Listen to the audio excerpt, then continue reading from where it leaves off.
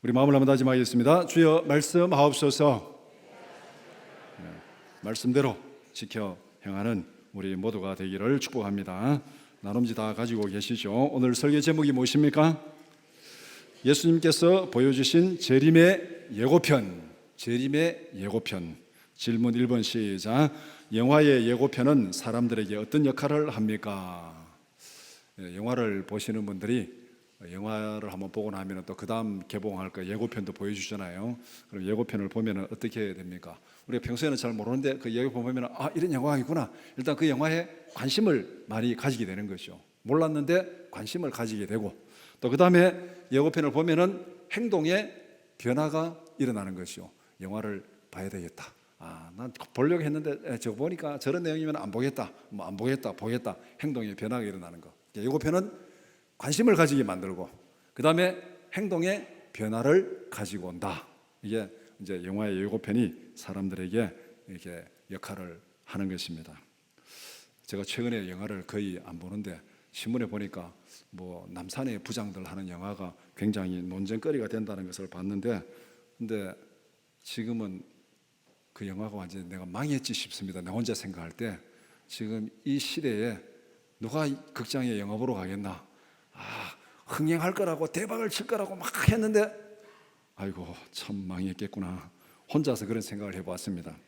질문 2번 시작. 죽음 이후의 일에 대한 예고편을 본다면 우리의 삶은 어떻게 달라지겠습니까? 죽음 이후에 내가 앞으로 어떻게 될 건가? 그것을 여러분들 한번 본다면은 우리의 삶이 어떻게 달라지겠는가? 아마도 죽음 이후의 일이 우리의 모든 삶을 다 주도하면서 이끌어 갈 것입니다. 지금 눈앞에 벌어지는 것보다 죽음 이후의 일이 더 관심을 많이 가지게 되고 그 마음을 집중하게 되고, 지금 살아가는 모든 일이 지금 앞에보다 그 이후에 초점을 맞추어서 현재 우리의 삶을 다 바꾸어 가게 될 것입니다. 부자와 거지 나사로 비유에서 만약에 부자가 자기가 죽은 다음에 되어질 일을 봤다면은 그 삶이 어떻게 달라졌을까요? 그거는 여러분들이 다 금방 생각을 하게 될 것입니다. 오늘 함께 읽은 마태복음 17장 1절에서 8절은 예수님의 재림에 대한 예고편입니다. 십자가의 고난도 넉넉히 이길 수 있을 정도의 강력한 예고편을 보여주셨습니다. 그런데 문제는 제자들이 그 의미를 제대로 깨닫지 못했다는 거예요. 적어도 보여주는 이 시점에서는 제자들이 그 의미를 제대로 깨닫지 못했습니다. 예수님은 고난을 앞두고 제자들에게 영광스러운 예고편을 보여주셨습니다. 십자가의 고난과 부활 이후에 있을 영광을 미리 보여주신 것입니다. 그리고 성경의 문맥에서 각각에 보면은 17장에 있는 이 사건은 앞에 16장 28절에서 예고하신 그 약속을 지켜주신 것, 실천하신 그 말씀입니다. 16장 28절 말씀 우리 한번 같이 보겠습니다. 시작. 진실로 너희에게 이르노니 여기 서 있는 사람 중에 죽기 전에 인자가 그 왕권을 가지고 오는 것을 볼 자들도 있느니라. 16장 28절에 이렇게 말씀하고 그 다음에 17장이 딱 시작되는 거예요. 그래서 17장의 사건은 16장 28절에 약속하신 그것을 예수님께 지금 보여주는 그 내용이다. 그렇게 볼 수 있습니다. 그래서 마태복음 17장 1절에서 8절을 두 부분으로 나누어서 함께 살펴보고자 합니다. 첫 번째는 제자들이 본 영광, 두 번째는 제자들이 들은 음성. 첫 번째, 제자들이 본 영광입니다. 질문 11번 시작. 엿새 전에 예수님과 제자들에게 어떤 일이 있었습니까? 오늘 본문 17장 1절에 엿새 후에 이렇게 시작하고 있잖아요. 엿새 후에라는 이 말은 17장에 있는 사건하고 앞에 16장에서 엿새 전에 벌어진 사건하고 긴밀하게 연결되어 있다는 것을 분명히 보여주는 연결고리가 바로 엿새 후에 이 말입니다. 엿새 후에 어떤 일이 일어났는가? 앞에 16장 후반부에서 설명하고 있는 일이 엿새 전에 일어난 일입니다. 가이사랴 빌립보에서 베드로의 신앙 고백이 있었던 사건, 이것이 지금 본문의 엿새 전에 일어났던 사건입니다. 예수님께서 제자들에게 질문을 합니다. 너희는 나를 누구라 하느냐? 세상 사람들이 나를 누구라 하느냐? 이렇게 선지자랍니다. 예레미야랍니다. 이렇게 할 때 그다음 예수님이 그러면은 너희는 나를 누구라 하느냐? 이렇게 예수님께서 질문했습니다. 그것이 16장 15절 말씀이죠. 이 질문에 대해서 베드로가 답변을 합니다. 주는 그리스도시요 하나님의 아들이십니다. 16절에서 이렇게 답변을 합니다. 주는 메시아고 하나님의 아들입니다. 이렇게 답변하니까 예수님이 기대하는 정확한 답변을 했습니다. 그래서 예수님께서 베드로에게 너 정말 답변 잘했다. 이것은 내가 알게 한 것은 하나님이 너에게 알려주신 것이다. 이렇게 굉장히 칭찬을 들었습니다. 그리고 그때부터 예수님께서 자기의 가장 중요한 사명을 제자들에게 가르쳤습니다. 그 사명이 뭐냐면은 이제 내가 하나님의 아들이고 메시아가 맞는데 메시아라면은 이제 내가 죄인들을 위해서 고난을 당하고 십자가에서 죽음을 당하리라. 이렇게 예수님께서 메시아의 사명에 대해서 가르쳤습니다. 그런데 그 가르침을 들은 베드로가 예수님 앞에 나와서 항변합니다. 절대 그럴 일 없습니다. 어떻게 메시아가 죽습니까? 메시아가 죽을 일은 없습니다. 절대 그럴 일 없습니다. 이렇게 항변하게 됩니다. 그것이 22절의 내용입니다. 예수님은 베드로의 잘못을 강력하게 책망하고 경고합니다. 베드로가 너 뭐 잘못 알고 있다. 베드로는 예수님이 잘못 알고 있습니다 하고 그렇게 얘기하는데 예수님은 베드로 보고 강하게 책망하면서 똑바로 하라. 그것을 뒤에서 말씀하고 있는데 마태복음 16장 23절 말씀 우리 한번 같이 보겠습니다. 시작. 예수께서 돌이키시며 베드로에게 이르시되 사탄아 내 뒤로 물러가라. 너는 나를 넘어지게 하는 자로다. 내가 하나님의 일을 생각하지 아니하고 도리어 사람의 일을 생각하는도다. 이보다가 더 혹독한 책망이 어디 있습니까? 제자 보고 사탄아 내 뒤로 물러가라. 너는 나를 넘어지게 한다. 초점이 뭡니까? 너는 하나님의 일을 생각하지 아니하고 사람의 일을 먼저 생각한다. 이거를 오늘 본문에서 보면은 이 예고편 여기 연기를 보면은 우리가 죽음 이후에 벌어질 영원한 일을 생각하지 아니하고 이 땅에서 벌어지는 눈에 보이는 거기에만 집중하고 있다. 이 말과도 연결이 되는 것입니다. 그래서 예수님께서 나를 따라오는 자는 제자가 되려면 어떻게 해야 되느냐? 16장 24절 말씀 우리 같이 보겠습니다. 시작. 이에 예수께서 제자들에게 이르시되 누구든지 나를 따르려거든 자기를 부인하고 자기 십자가를 지고 나를 따를 것이니라. 자기를 부인하고 이 말은 뭡니까? 사람의 일을 생각하지 말고 자기 십자가를 지고 하나님의 일을 생각하고 따라오라 이 말입니다. 이게 앞에 예수님이 베드로 책망한 거 하면은 사람의 일을 먼저 생각하지 말고 자기 일을 먼저 생각하지 말고 하나님의 일을 생각하고 하나님의 뜻에 따라 나를 따라오느라. 이것이 예수님께서 제자들에게 설명한 제자도입니다. 가이사라 빌립보 사건의 의미가 무엇입니까? 이 사건이 여섯 전에 일어난 사건인데 이 가이사라 빌립보에서 예수님과 제자들 사이에 주고받은 이 대화 가운데서 중요한 두 가지를 얘기하고 있습니다. 첫 번째는 예수님의 신분을 확실히 얘기하고 있습니다. 예수님이 누구냐? 예수님은 하나님의 아들이고 이 땅에 오신 메시아다. 이것을 분명히 보여주고 있고, 그 다음에 두 번째는 예수님의 사명이 무엇인가? 메시아로 오신 예수님의 사명은 죄인을 위해서 고난당하고 십자가에서 대신 죽는 것이다. 이것을 말하고 있습니다. 예수님의 신분, 하나님의 아들, 예수님의 사명, 대속의 죽음, 이 두 가지를 오늘 이 여세전에 있었는 가이사라 빌립보 사건에서 예수님이 분명히 말씀하고 보여주셨습니다. 질문 12번 시작. 높은 산에 올라간 제자들은 예수님의 어떤 모습을 보았습니까? 이제 엿새 후에 앞에 그런 참 소용돌이가 있은 다음에 엿새 후에 예수님은 베드로와 야고보와 요한을 데리고 높은 산에 올라가셨습니다. 거기서 제자들은 예수님의 변화된 모습을 보았습니다. 2절에 이렇게 말씀합니다. 그들 앞에서 변형되사 그 얼굴이 해같이 빛나며 옷이 빛과 같이 희어졌더라. 예수님의 영광을 표현하는 언어의 한계를 노출하고 있습니다. 이 예수님의 영광을 어떻게 표현해야 되겠습니까? 무슨 말로 표현해야 되겠습니까? 우리 이 말의 한계가 있는 거죠. 그래서 하나님의 영광을 표현하는 최고의 표현은 해, 빛, 그보다 더 어떻게 표현할 방법이 없습니다. 그리고 이 인간의 몸을 입고 이 땅에 오시기 전에 하늘에서의 그 영광을 보여주고 있습니다.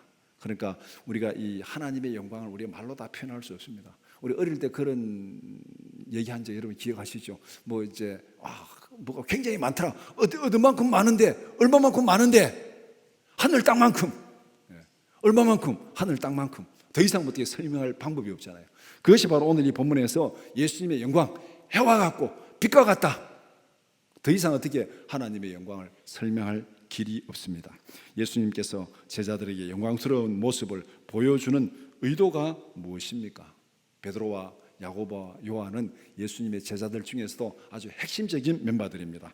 이 핵심 멤버들에게 재림의 예고편을 보여주면서 아주 특별한 교육을 시키고 있습니다. 예수님이 이 영광을 보여주면서 시키는 교육이 뭐냐면은 앞에서 16장에서 죽음과 고난 얘기하면서 예수님과 제자들 사이의 관계가 좀 이상해졌잖아요. 베드로가 혹독하게 사탄아 물러가라 이런 책망도 듣고 죽음과 고난 문제 때문에 그런 일이 벌어졌습니다.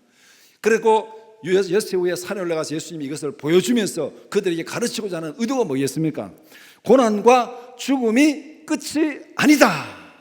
고난과 죽음이 문제냐? 그것 때문에 지금 문제냐? 고난과 죽음이 끝이 아니다. 그 이후에 현재의 고난과는 좋게 비교할 수 없는 엄청난 영광이 기다리고 있다. 그러니까 현재의 고난과 역경 앞에서 흔들리지 말고 두려워하지 말고 십자가의 길을 당당하게 걸어가라. 이것을 지금 예수님께서 이 영광을 통해서 가르치고자 하는 거예요. 앞에 16장 가이사랴 빌립보 사건하고 17장 변화산 사건하고 이렇게 지금 대비가 되고 있습니다. 질문 13번 시작. 제자들은 예수님께서 누구와 대화하시는 것을 보았습니까? 제자들은 모세와 엘리야가 예수님과 대화하는 것을 보았습니다. 이 영광스러운 모습에 왜 모세와 엘리야냐? 이 질문이 생길 수 있습니다. 다른 사람이 나타나면 안 되냐? 왜 모세와 엘리야냐? 모세는 율법의 대표인과 동시에 메시아를 예고하는 선지자의 모델입니다. 모세와 같은 선지자가 앞으로 오시는데 그분이 메시아라는 것을 구약에서 분명히 예고하고 있습니다. 그러니까 모세는 율법의 대표고 그 다음에 메시아를 예고하는 선지자의 모델입니다. 신명기 18장 18절 말씀 같이 보겠습니다. 시작. 내가 그들의 형제 중에서 너와 같은 선지자 하나를 그들을 위하여 일으키고 내 말을 그 입에 두리니 내가 그에게 명령한 것을 그가 무리에게 다 말하리라. 하나님께서 모세에게 말씀한 내용입니다. 내가 그들의 형제 중에서 너와 같은 선지자, 모세 너와 같은 선지자를 하나 세우리라. 그게 메시아를 얘기하고 있습니다. 그러니까 모세는 메시아를 예고하는 선지자의 모델이고 율법을 대표하는 사람. 그 다음에 엘리야는 메시아의 길을 예비하는 선지자의 대표입니다. 많은 선지자가 있었지만 특별히 이 엘리야는 이 메시아의 길을 예비하는 그 선지자. 그래서 이 모세와 엘리야가 예언서에, 구약의 예언서에 같이 등장하는 데가 있습니다. 어디냐면은 말라기 4장 4절 5절 말씀 같이 보겠습니다. 시작. 너희는 내가 호렙에서 온 이스라엘을 위하여 내 종 모세에게 명령한 법 곧 율례와 법도를 기억하라. 보라, 여호와의 크고 두려운 날이 이르기 전에 내가 선지자 엘리야를 너희에게 보내리니. 이 말씀에 모세와 엘리야가 딱 등장하고 있는데 이 메시아가 오리라는 것을 예고하면서 모세와 엘리야가 요 예언서에 딱 등장하고 있습니다. 이렇게 보면은 모세와 엘리야를 통해서 구약의 율법과 선지자가 예수님을 증거하고 있다. 이 말라기 4장에서 말한 그 예언의 말씀이 오늘 이 마태복음 17장 변화산에서 그대로 이루어진 거예요. 모세가 등장하고 엘리야가 등장하고 예고하신 메시아가 등장하고 이 세 명이 여기에 딱 모여 있습니다. 그러니까 이 사건, 변화산 사건은 무엇을 얘기하고 있습니까? 구약의 율법과 선지자가 오실 메시아 예수님을 증거하고 있다. 예수님은 구약의 율법과 선지자의 완성으로 오신 메시아라는 것을 제자들에게 분명히 보여주고 확인하고 있는 것이 바로 이 변화산의 사건, 제자들이 지금 보고 있는 모세와 엘리야와 예수님이 대화하는 그 사건입니다. 모세가 예언하고 엘리야가 예언한 그 메시아가 예수님이다. 율법이 증거하고 선지자가 증거한 그 예수님 메시아가 바로 그 예수님이다. 그것을 지금 보여주고 있습니다. 이것이 제자들이 본 영광입니다. 제자들이 본 영광을 간단히 정리하면은 구약의 율법과 선지자가 예고한 그 메시아가 예수님이다. 그 예수님의 영광스러운 모습을 보여주면서 그것을 증명하고 있습니다. 그 다음에 두 번째는 제자들이 들은 음성입니다. 질문 21번 시작. 예수님의 영광스러운 모습을 본 베드로는 어떻게 반응하였습니까?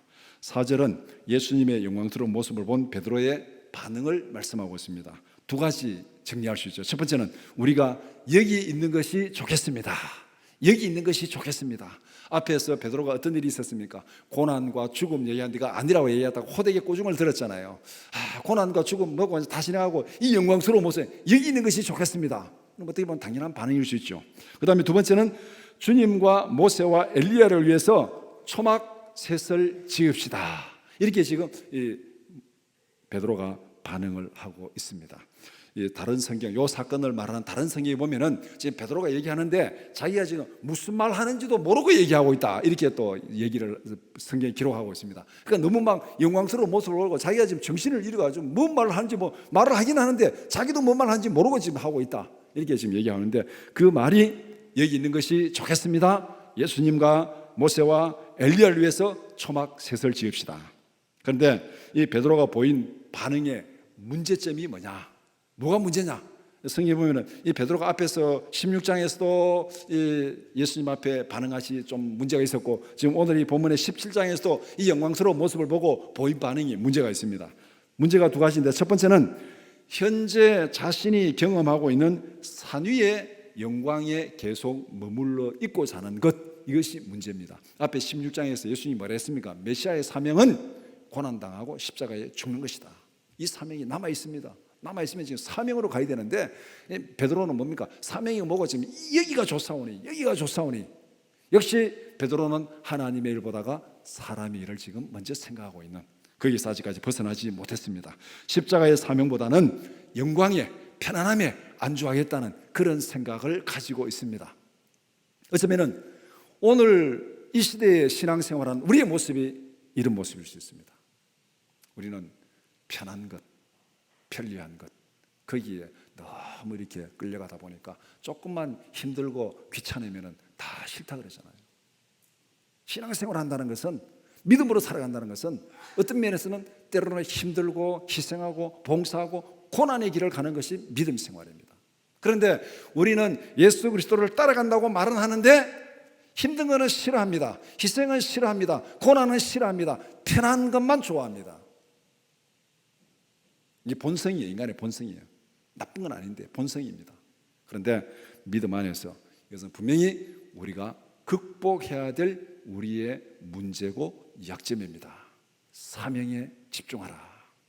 그 다음에 두 번째는 예수님과 모세와 엘리야를 동일선상에 두고 있습니다. 예수님과 모세와 엘리야를 위해서 초막 셋을 지읍시다.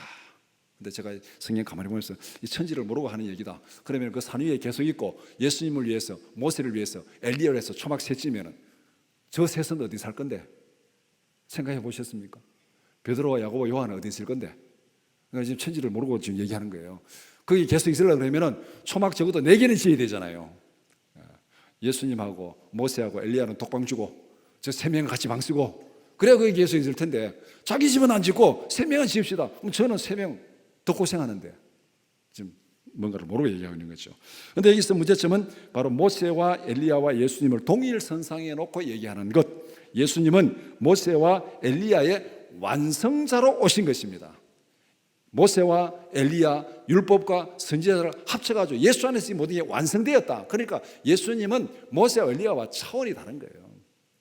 모세와 엘리야는 예수님을 증거하기 위해서 온 것이지 예수님과 동일선상에 온 게 아니라는 겁니다. 그런데 지금 베드로는 눈에 보이는 대로 그것만 보고 얘기하니까, 보이는 것 보고 얘기하니까 뭔가 잘못된 거예요. 하나님의 일, 우리가 보이지 않는 것, 미래의 영원한 것, 그거를 지금 전혀 생각하지 못하니까 눈에 보이는 것으로만 판단하면은 바로 이런 실수와 한계를 범할 수밖에 없다는 것입니다. 베드로의 반응은 예수님의 의도를 전혀 깨닫지 못한 것이었다. 예수님은 구약의 율법과 선지자의 완성으로 오신 메시아다. 예수 그리스도 안에서 장차 경험하게 될 영광의 예고편을 보고 십자가의 고난도 피하지 말고 사명에 당당하게 달려가라, 이렇게 하는데 이제 베드로는 뭡니까? 여기 있는 것이 좋사오니, 이렇게 되는 거죠. 그러니까 베드로의 반응은 예수님이 의도한 것과 전혀 다른 반응을 보여주고 있습니다. 베드로의 잘못된 반응은 하나님의 음성으로 즉각 교정됩니다. 16장에서 베드로가 예수님 앞에 절대 그럴 일 없습니다 할 때 예수님이 즉각적으로 그 잘못을 지적하고 교정해 주었잖아요. 오늘 17장에서도 베드로가 지금 엉뚱한 소리가 있으니까 하나님께서 즉각적으로 그것을 잘못됐다고 교정을 해줍니다. 그 교정하는 것이 뒤에 지금 나타나는 사건입니다. 질문 22번 시작. 베드로의 말이 끝나기도 전에 하늘에서 어떤 음성이 들렸습니까? 베드로의 말이 끝나기도 전에 빛난 구름이 그들을 덮어버렸습니다. 베드로가 말하고 있을 때 지금 이 사건이 벌어지고 있잖아요.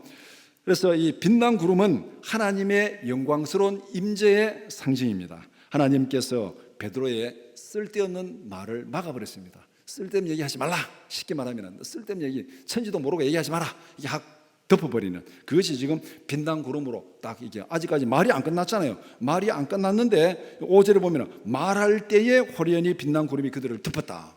말이 끝나기도 전에 그냥 구름이 확 덮어가지고 영광으로 딱 덮어가지고 말을 닫아버린 거예요.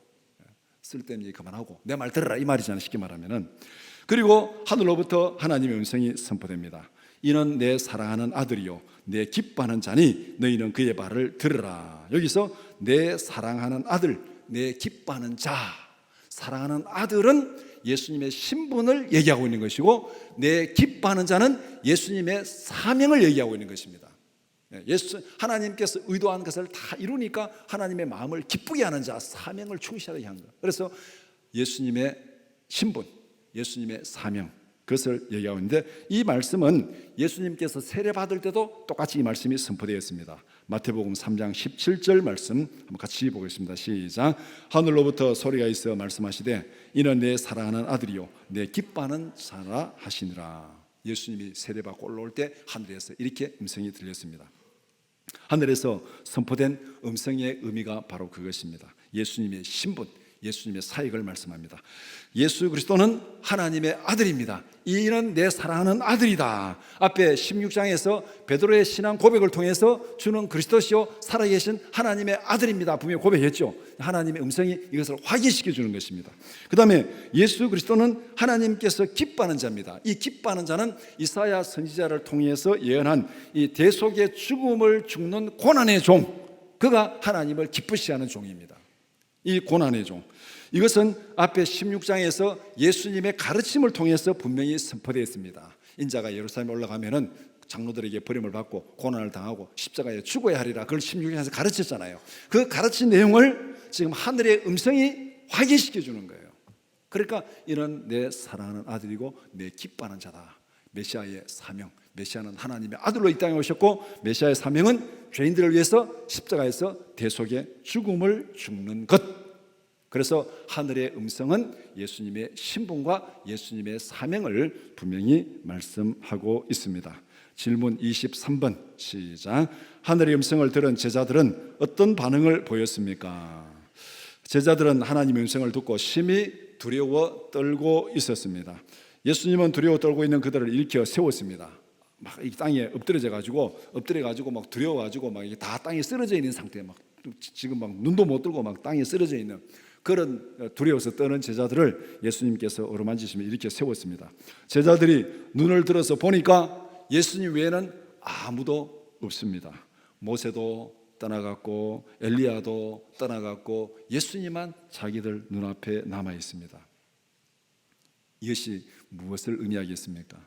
율법도 선지자도 예수 안에서 다 완성되었다 이 말입니다.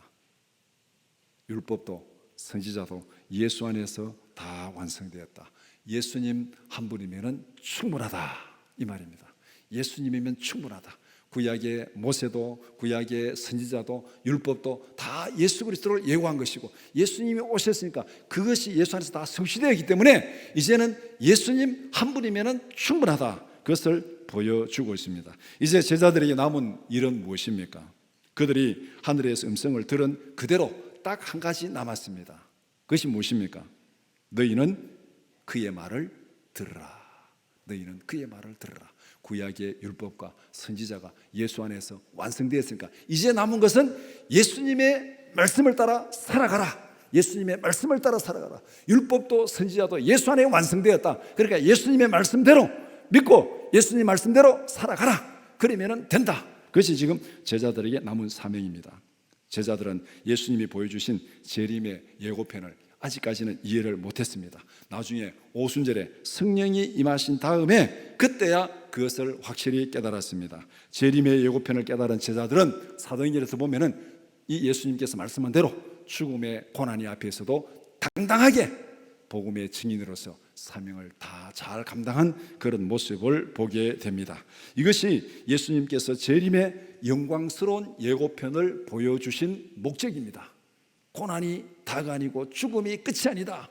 앞으로 더 큰 영광이 있다. 그러니까 이 십자가의 사명을 당당하게 믿음으로 담대하게 감당하라. 이것을 깨우쳐 주기 위해서 예수님께서 영광스러운 예고편을 보여주셨습니다. 말씀을 정리해 봅시다. 오늘 우리가 가지고 있는 가장 큰 약점은 무엇입니까? 우리의 약점은 재림의 영광에 대한 예고편을 전혀 보지 못하고 있다는 것입니다. 우리가 예수를 믿고 살아간다고 하면서도 오늘 우리의 관심은 죽음 이후에 그것보다는 이 땅에 지금 눈에 보이는 것에 너무 집착하고 눈에 보이는 것에 너무 이끌려 다니고 있습니다. 현재 눈앞에 보이는 것에 너무 집착하고 이 영혼에 대한 초월에 대한 것을 잊어버리면 어떤 현상이 나타나냐면은 어느 사회든 어느 역사든 간에 초월자에 대한 경외심, 두려움이 없으면 그 사회는 타락하고 거짓이 난무하게 됩니다. 초월자에 대한 두려움이 있을 때 사람들이 그래도 두려운 마음으로 조심하면서 살아갑니다. 근데 오늘 우리 이 시대는 눈에 보이는 영상 이런 것만 다 보기 때문에 초월에 대한 두려움이 없어요. 하나님에 대한 경외심이 없습니다. 그러니까 눈에 보이는 대로 말하고 얘기하고 뭐 전부 가짜뉴스 가짜뉴스인데 가짜뉴스라는 사람들이 또 가짜뉴스를 더 많이 퍼뜨리더라고요. 다 가짜뉴스예요. 지금 어떻게 보면은 초월자에 대한 이 두려움이 없으면은 세상은 다 거짓으로 뒤박죽되는 거예요. 지금 이 모습, 이것이 오늘 우리의 이 시대의 가장 약점입니다. 하나님에 대한 경외심, 영혼에 대한 경외심, 죽음 이후에 대한 두려움이 우리에게는 거의 없습니다. 지금 우리 눈에 보이는 것들은 신속히 지나가는 것입니다. 우리 눈에 보이는 것 중에서 지나가지 않는 것이 뭐가 있습니까? 다 지나가는 거예요. 죽음 이후에 벌어질 일을 대비하면서 살아가는 사람이 참으로 지혜로운 사람이다. 우리가 죽음 이후의 예고편을 본다면 어떻게 달라지겠습니까? 부자와 거지 나사로를 비유해서 부자가 죽음 이후에 자기 모습을 봤다면 남은 삶이 어떻게 달라지겠습니까?